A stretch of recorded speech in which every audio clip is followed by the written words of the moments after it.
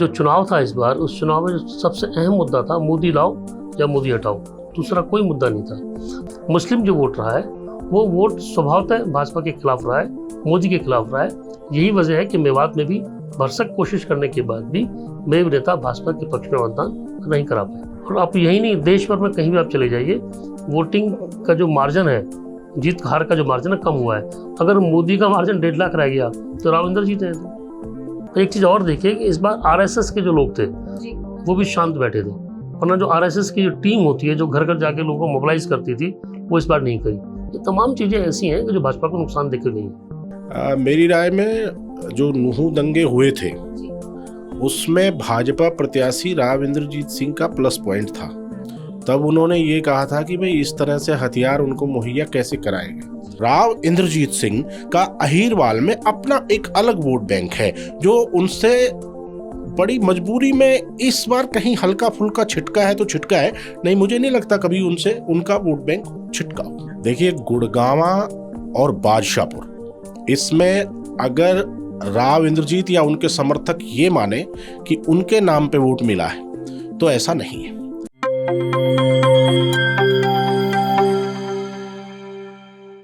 नमस्कार, मैं हूं शैली शर्मा और आप देख रहे हैं JP Haryana.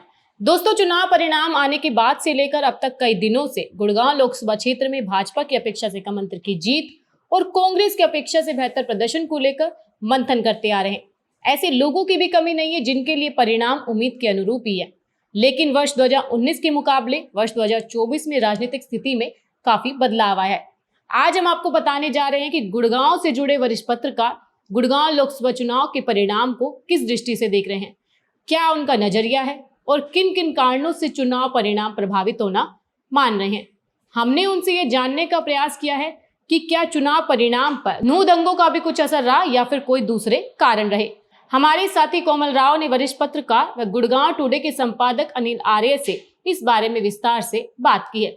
Journalist association Gurugram के प्रधान संजय यादव से भी विस्तार से बात की है। उम्मीद है दोनों वरिष्ठ पत्रकारों का विश्लेषण आपकी अधिकांश जिज्ञासाओं का समाधान करेगा। आइए सुनते हैं। आज हमारे साथ मौजूद हैं वरिष्ठ पत्रकार गुड़गांव टुडे के संपादक अनिल आर्य। सर, सबसे पहले आपका स्वागत है। Thank you. सर राजनीतिक विश्लेषक भी हैं, तो आज इनसे गुड़गांव लोकसभा के बारे में हम लोग बात करते हैं। लोकसभा चुनाव संपन्न हो चुके हैं और आप सब ये बात जानते हैं कि भाजपा के उम्मीदवार केंद्रीय मंत्री राव इंद्रजीत सिंह की जो जीत रही है इस बार वो काफी कम मार्जिन से रही है। अगर हम 2014 के चुनाव देखें और 2019 के चुनाव देखें तो सर पहला सवाल यही होगा कि भाजपा का जो प्रदर्शन रहा वो फीका क्यों रहा। अगर हम मेवात नूहू साइड देखते हैं तो पिछली बार से भी कम वोट मिले हैं, ऐसा क्यों? देखिए, मेवात की जो 3 विधानसभा क्षेत्र है, नूहू, पुनाना और फिरोजपुर जिरका, इन तीनों विधानसभा क्षेत्रों में हर बार राव साहब हार के निकले हैं। पिछली बार भी लगभग 190,000 वोट से आ रहे थे और उससे पहले 2014 में भी 1,90,000 वोट से, जब ये बीजेपी की टिकट पे चुनाव लड़े हैं। इस बार ये हार तो 58 की थी। बहुत बड़ा कारण ये रहा है, सिर्फ मेवात नहीं, पूरे देश भर में जो वोटों का ध्रुवीकरण हुआ है, चाहे वो मुस्लिम वोटों का ध्रुवीकरण था, चाहे वो जाट वोटों का ध्रुवीकरण था, चाहे वो दलित वोटों का ध्रुवीकरण था, वो एंटी भाजपा था। तो एंटी भाजपा लहर तो थी। और मेरा मानना ये है कि जो चुनाव था इस बार, उस चुनाव में सबसे अहम मुद्दा था मोदी लाओ या मोदी हटाओ, दूसरा कोई मुद्दा नहीं था।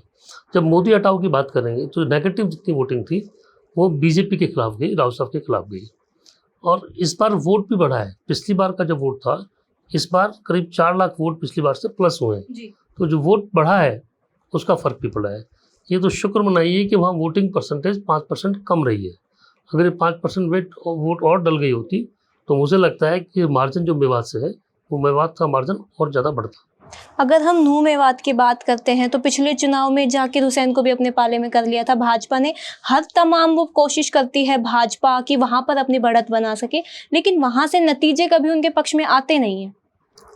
भाजपा चाहे जाकिर हुसैन को पक्ष में करे, इस बार आज़ाद मोहम्मद को पक्ष में किया था और पुनाना में भी उनकी पकड़ ठीक थी। लेकिन मेव नेता चाहे वो किसी भी क्षेत्र से हो, कहीं भी, मैं सिर्फ मेवात की बात नहीं कहूँगा, आप देश भर में कहीं भी उठा लीजिए, मेव नेताओं के कहने पर, मुसलमान नेताओं के कहने पर इस बार भाजपा के पक्ष में वोटिंग नहीं हुई है। एक बात। दूसरी बात, आप मेवात को छोड़िए, ऐसे बहुत से बूथ हैं देश भर में कि जहाँ जिस गांव में भाजपा की योजनाओं का, सरकार की योजनाओं का, भाजपा सरकार की योजनाओं का लाभ अंतिम छोर तक पहुंचा, चाहे वो शौचालय की बात हो, चाहे उज्ज्वला गैस की बात हो, चाहे दूसरी चीज़ें हो, लेकिन एक भी वोट भाजपा के पक्ष में नहीं आई है। ये भी गांव है यूपी में। तो मैं ये मानता हूँ कि मोहम्मदन जो वोट रहा है, मुस्लिम जो वोट रहा है, वो वोट स्वभावतः भाजपा के खिलाफ रहा है, मोदी के खिलाफ रहा है। यही वजह है कि मेवात में भी भरसक कोशिश करने के बाद भी मेव नेता भाजपा के पक्ष में मतदान नहीं करा पाए। क्या नूह दंगों की छाया रही होगी चुनाव पर? नहीं, नूह दंगों की कोई छाया नहीं है। अगर हम यहाँ की बात करते हैं, गुड़गांव की बात करते हैं, बादशाहपुर की बात करते हैं, तो जो यहाँ से भाजपा की लीड थी वो पिछली बार की तरह वहीं पे बैलेंस रही। 1,21,000 से बादशाहपुर से, गुड़गांव से भी 1 लाख से अधिक की लीड रही, और कहीं ना कहीं यही लीड ऐसी थी जिसकी वजह से भाजपा को जीत मिली। अगर यहाँ पे लीड नहीं होती तो शायद हार हो सकती थी। लेकिन जब हम देहात वाली सीटों की साइड जाते हैं, इस बार तो रेवाड़ी बावल में भी कुछ नुकसान हुआ है वोटों का, उसके पीछे भी यही वजह होगी क्या? देखिए, गुड़गांव और बादशाहपुर दोनों कॉन्स्टिट्यूंसी जो लीड आती है वो मेवात की लीड को नल एंड वाइट कर देती है। जो सोहना की लीड है वो भी आप उसमें शामिल कर लीजिए। इस बार का जो चुनाव था वो बिल्कुल अलग तरह का चुनाव था। 2014 का जो चुनाव था वो मोदी की लहर का चुनाव था। पूरे देश भर में एक मनमोहन सिंह सरकार के खिलाफ लोगों में आक्रोश था, चाहे 2G स्कीम की बात थी, चाहे कुछ और बातें थी, और वो एक मोदी मोदी मोदी इतना हाइप क्रिएट हो गया था कि लोगों का कहा मोदी आना चाहिए। तो भाजपा ने अपने दम पे बहुमत हासिल कर लिया था। जो 2019 का चुनाव था वो मोदी की 5 साल की जो नीतियाँ थी, चाहे वो फाइनेंशियल स्टेज पे हो, चाहे और इश्यूज हो, वो सब तो थी, लेकिन जो बालाकोट हुआ आखिरी के दिनों में, उस बालाकोट का बहुत बड़ा इम्पैक्ट भाजपा के पक्ष में रहा। लोगों को लगा कि देश का नेता एक ऐसा नेता है कि जो पाकिस्तान को घुस के मारता है। सर्जिकल स्ट्राइक का जो फायदा हुआ, उस वक्त भाजपा को इसकी वोट मिली, एक मोमेंटम बन गया। उस दौर में ऐसा भी था कि बहुत से सांसद वो भी थे कि जो भाजपा छोड़ के जाना चाहते थे, लेकिन बालाकोट के बाद रातों रात उनकी नीयत बदल गई और भाजपा में रहे और MP बन गए। तो वो जो दो चुनाव थे, उन चुनाव का फायदा भाजपा को हुआ। और 10 साल के बाद एक एंटी एस्टेब्लिशमेंट लहर भी आती है, लोगों के इश्यूज भी होते हैं, नाराजगी भी होती है, और भाजपा इस बार ना तो मोमेंटम था, और भाजपा का वर्कर संभाव नाराज है, चाहे वो हरियाणा सरकार की वजह से हो, चाहे मोदी सरकार की वजह से हो। हरियाणा सरकार के जो इश्यूज थे, जो स्थानीय मुद्दे थे, वो बड़े प्रभावी रहे। और आप यही नहीं, देश भर में कहीं भी आप चले जाइए, वोटिंग का जो मार्जिन है, जीत हार का जो मार्जिन है, कम हुआ है। अगर मोदी का मार्जिन 1.5 लाख रह गया तो राविंदर जीते हैं। तो अभी आपने कहा कि 2019 में लहर थी, सर्जिकल स्ट्राइक थी, 2014 में मोदी लहर थी। अगर देखा जाए 2024 में भी राम मंदिर एक उपयोग तो किया था भाजपा ने। राम मंदिर का जो कारतूस था इनका, वो जनवरी तक चल गया। अब मोमेंटम खत्म हो गया। यूँ तो राम मंदिर था, 370 धारा थी, 3 तलाक था, बहुत इशूज थे। भाजपा ने इन सब मोर्चों पे काम किया है, लेकिन उसका इम्पैक्ट नहीं बन पाया। और चुनाव में क्या होता है, चुनाव प्रचार हो रहा होता है, जो एक नैरेटिव सेट हो जाता है। इस बार जो अयोध्या से जो चुनाव लड़ रहे थे भाजपा के, लल्लू सिंह, क्या नाम मुझे याद नहीं है अभी, उन्होंने एक आरक्षण की बात करी कि 400 सीट भाजपा की आएंगी, संविधान बदलने की बात की। वो नैरेटिव ऐसा देश भर में चला कि भाजपा उसकी काट नहीं कर पाया। तो वो नैरेटिव ये रहा कि दलित वोट जितनी थी उसके खिलाफ हो गई। और इस बार लोगों में जो विपक्ष था, वो तमाम विपक्ष एकजुट था, इसका नुकसान भी भाजपा को हुआ है। तो मुझे लगता है कि इस बार जो चुनाव था वो सिर्फ मोदी लाओ और मोदी बचाओ था, बड़ा मुद्दा ये था। और दूसरे स्थानीय मुद्दे जो थे, चाहे वो महंगाई का मुद्दा, चाहे वो अग्निवीर का मुद्दा था, चाहे वो कूड़े का मुद्दा था, चाहे वो करप्शन का मुद्दा था, वो तमाम मुद्दे प्रभावी हुए हैं। तो एक चीज़ और देखिए कि इस बार RSS के जो लोग थे वो भी शांत बैठे थे, वरना जो RSS की जो टीम होती है, जो घर घर जाके लोगों को मोबिलाइज करती थी, वो इस बार नहीं करी। ये तमाम चीज़ें ऐसी हैं कि जो भाजपा को नुकसान देकर गई हैं। अगर हम देखें, चुनाव से 2-3 महीने पहले तक भी था कि भाजपा की लहर है, लेकिन चुनाव से 1 महीने पहले जो विपक्ष का माहौल बना, जिस हिसाब से कांग्रेस उभरी है, वो एक बहुत अच्छा, उन्होंने अपनी परफॉर्मेंस में बहुत सुधार किया। तो जो एंड टाइम में कांग्रेस उभरी है, उसे आप कैसे देखते हैं? कि जो कांग्रेस का उभारण एंड टाइम का उभार नहीं है। मेरा व्यक्तिगत मानना ये है कि राहुल गांधी ने 2 यात्राएं की, चाहे वो पद यात्रा थी, चाहे बाद में दूसरी यात्रा थी। उस यात्रा से उन्होंने सबसे बड़ा काम ये किया कि जो कांग्रेसी बिखरे हुए थे, उन कांग्रेसियों को एकजुट करने में वो सफल रहे। दूसरा, एक मैसेज देने में वो सफल रहे देश भर में कि कांग्रेस ही एक ऐसा दल है, या राहुल गांधी एक ऐसे लीडर हैं जो मोदी का विरोध कर सकते हैं। तो मोदी विरोध की जितनी वोट थी वो उनका ध्रुवीकरण हुआ है। अगर वैसे आप देखें 99 सीट कांग्रेस लेके आई है, लेकिन ओवरऑल परसेंटेज आप परफॉर्मेंस देखें तो वो परफॉर्मेंस जो भाजपा की है, एनडीए की है, अगर उनकी परसेंटेज घटी है तो इनकी परसेंटेज ऐसा नहीं बहुत कुछ बढ़ गई है। अगर हम गुड़गांव की बात करते हैं तो यहाँ से कांग्रेस में कैप्टन यादव का टिकट काटकर राज बब्बर पर दाव लगाना, इसे आप कैसे देखेंगे? ये कांग्रेस के पक्ष में रहा है। अगर राव कैप्टन अजय को टिकट मिलती तो ये चुनाव इतना भी नहीं होता।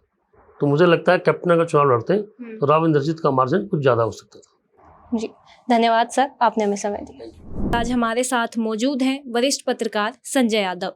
इनसे हम बातचीत करेंगे, गुड़गांव की समीक्षा करेंगे, लोकसभा चुनाव में जो यहाँ पर वोट प्रतिशत रहा है उस पर बात करेंगे। सर सबसे पहले आपका स्वागत है। बहुत बहुत धन्यवाद एनजेपी न्यूज़ के आपका। बताइए।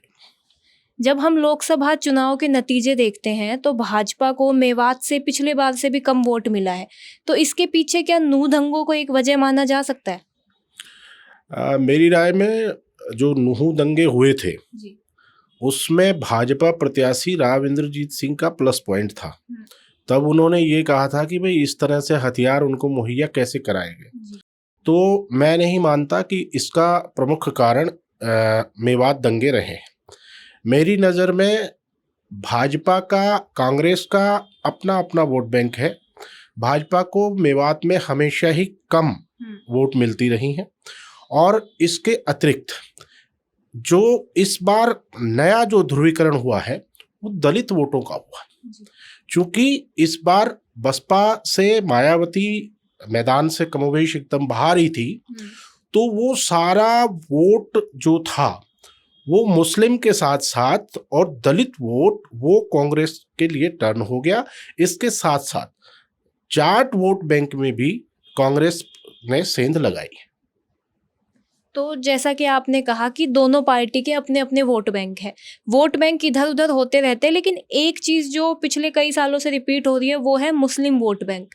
वो कभी भाजपा के पक्ष में नहीं आता, इसके पीछे क्या वजह मानते हैं?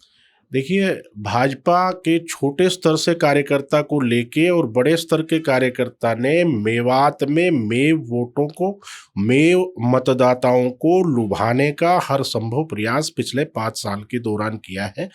पीछे उन्होंने अलवी धर्मशाला, अन्य समाज के लिए कम्युनिटी सेंटर तक स्थापित किए।